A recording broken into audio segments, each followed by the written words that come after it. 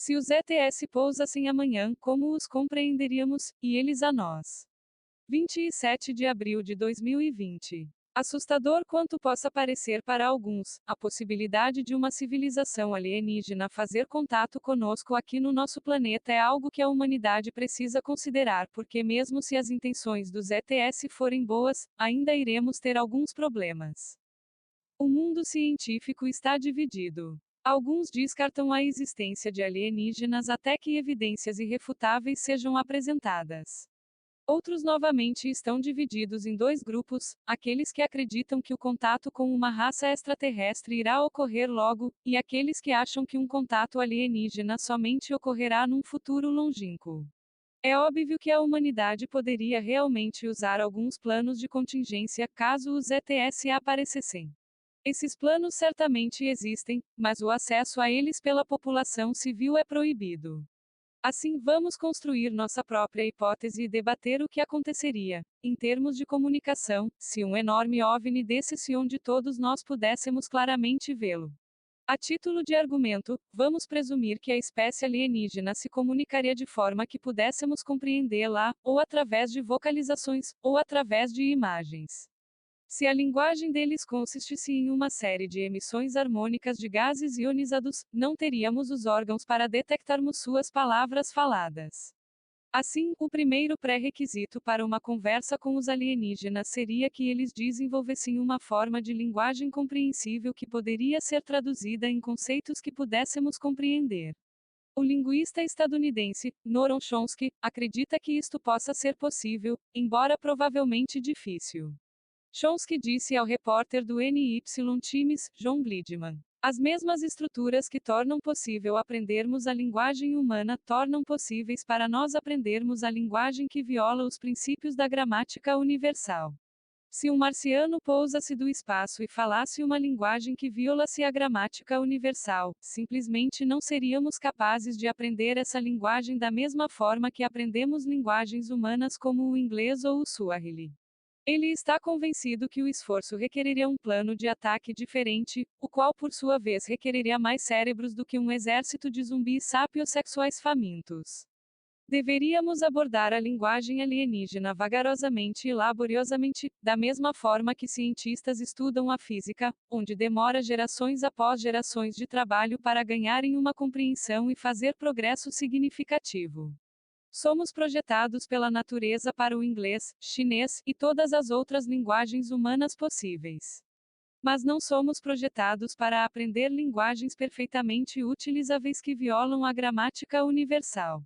Estas linguagens simplesmente não estariam dentro da nossa gama de habilidades. A segunda condição para uma comunicação significativa ocorrer seria a existência de pontos de referência que ambos os lados compreendessem.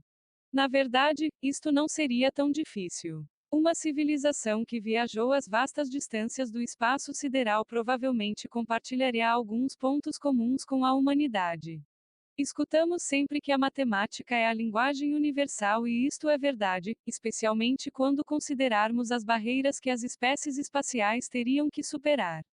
Sem uma compreensão da física e do fenômeno natural, eles não teriam sobrevivido suas próprias idades da pedra, quanto mais pousar num planeta alienígena para eles. Uma espécie que manipula com sucesso a matéria ao seu redor definitivamente faria uso de conceitos como tamanho, tempo, similaridade e diferença, morto ou vivo. Embora eles seriam diferentes de nós, poderíamos encontrar algo em comum.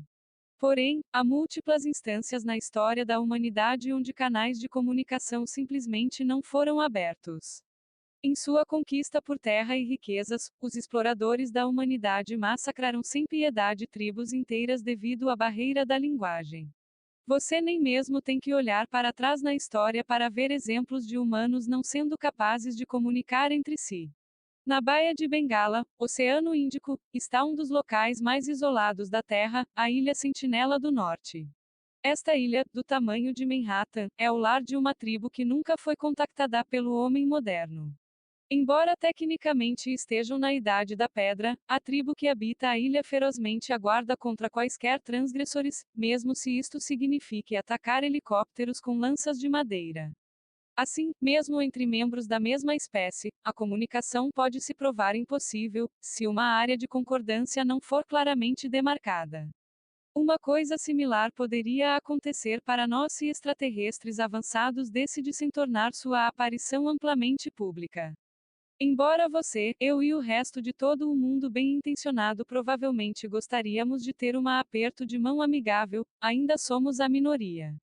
Não acredita? Veja a reação das testemunhas em recentes avistamentos de OVNIs. Embora não tenha sido determinado que as luzes no céu eram na verdade extraterrestres e, mesmo se fossem, elas não exibiram nenhuma intenção nociva, mas a multidão ainda queria apelar para a violência.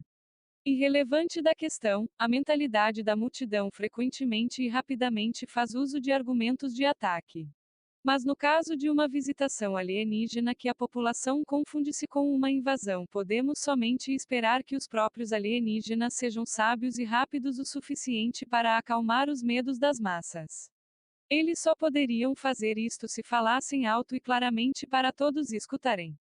Só eles poderiam mitigar a situação que criaram. Os governos mundiais, de forma similar à tribo de Sentinela do Norte, indubitavelmente sacariam mísseis nucleares e outras armas de destruição em massa, embora aos olhos dos alienígenas avançados, eles se pareceriam como lanças com pontas de pedra e flechas de madeira.